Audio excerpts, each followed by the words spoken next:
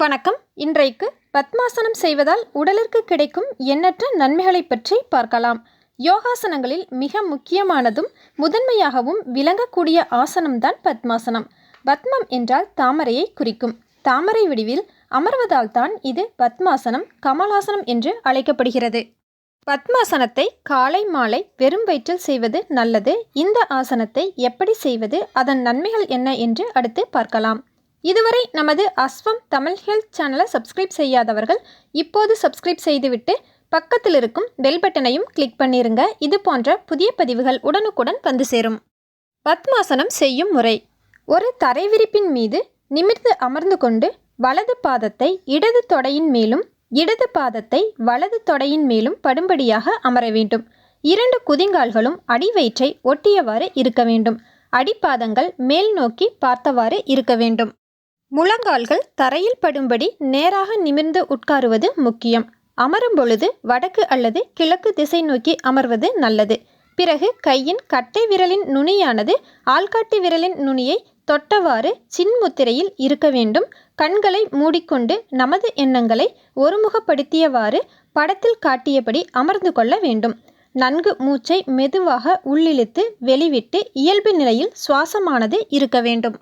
பத்மாசனம் செய்வதற்கு முன்பு சில நாட்கள் ஒரு காலை மட்டும் தொடையின் மேல் வைத்து அர்த்த பத்மாசனத்தில் அமர்ந்து பயிற்சி எடுக்கலாம். இதை வலது இடது கால் என மாற்றி மாற்றி செய்து வரலாம்.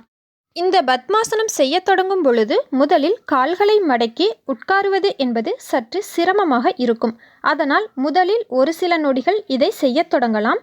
நீண்ட நேரம் வலியுடனும் சிரமத்துடனும் ஆரம்ப நிலையில் செய்ய வேண்டிய அவசியம் இல்லை.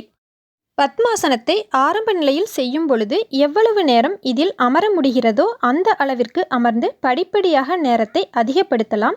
நன்கு பழகிய பிறகு அதிகபட்சம் அரை மணி நேரம் வரைக்கும் கூட இதை செய்யலாம்.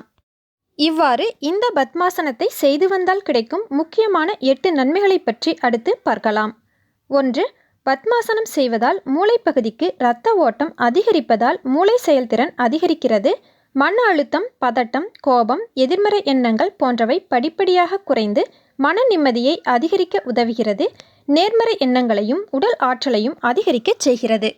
2. பத்மாசனம் செய்யும் பொழுது முதுகு தண்டுவடம் நேராக இருப்பதால் முதுகெலும்பு மற்றும் இடுப்பு பகுதியை பலப்படுத்த உதவுகிறது. படிப்படியாக இடுப்பு வலி குறைய உதவுகிறது. இடுப்பு வலி, முதுகு வலி இருப்பவர்கள் தொடர்ந்து பத்மாசனம் செய்து வருவது நல்லது. 3. பத்மாசனம் செய்யும் பொழுது கணுக்கால் பகுதியில் இரத்த ஓட்டத்தை அதிகரிக்க செய்கிறது. இதனால் கால்களை வலுவடைய செய்கிறது. 4. பெண்கள் பத்மாசனம் செய்யும் பொழுது இடுப்பு பகுதியில் உள்ள தசைகள் மற்றும் அடிவயிற்று பகுதியை வலுப்படுத்துகிறது. மாதவிடாய் காலங்களில் ஏற்படும் வலி, உடற்சோர்வை குணப்படுத்துகிறது. 5. இரத்த அழுத்தம் இருப்பவர்கள் தினமும் காலை மாலை இந்த ஆசனம் செய்யும் பொழுது உடலில் இரத்த ஓட்டத்தை அதிகரிக்க செய்து இரத்த அழுத்தத்தை கட்டுப்படுத்த உதவுகிறது. 6. பத்மாசனம் செரிமான மண்டலத்தை பலப்படுத்த உதவுகிறது. இந்த ஆசனத்தை தினமும் செய்து வரும் பொழுது செரிமான சக்தி அதிகரித்து வயிற்றுப்பகுதியை ஆரோக்கியமாக வைக்க உதவுகிறது. நன்கு பசியை தூண்டுகிறது. 7.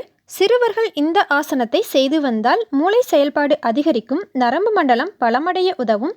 கவனிக்கும் திறன், நினைவாற்றல் திறனை அதிகரிக்க செய்யும். 8. பத்மாசனம் செய்து வரும்பொழுது உடலில் காற்று நிலையை சமநிலைப்படுத்துவதால் நுரையீரல் மற்றும் இரத்தத்தில் ஆக்சிஜன் அளவு அதிகரிக்கவும் உடலில் புத்துணர்வு பெறவும் உதவுகிறது. இதனால் வாதம் தொடர்பான நோய்களை குறைக்க பத்மாசனம் சிறந்தது. இன்னும் உடலிற்கு சிறந்த நன்மைகளை தரக்கூடியது பத்மாசனம். இந்த பதிவு பயனுள்ளதாக இருந்துச்சுன்னா லைக், ஷேர், கமெண்ட் பண்ணுங்க. புதிதாக பார்க்கும் நேயர்கள் நமது அஸ்வம் தமிழ் ஹெல்த் சேனலை சப்ஸ்கிரைப் பண்ணுங்க. நன்றி.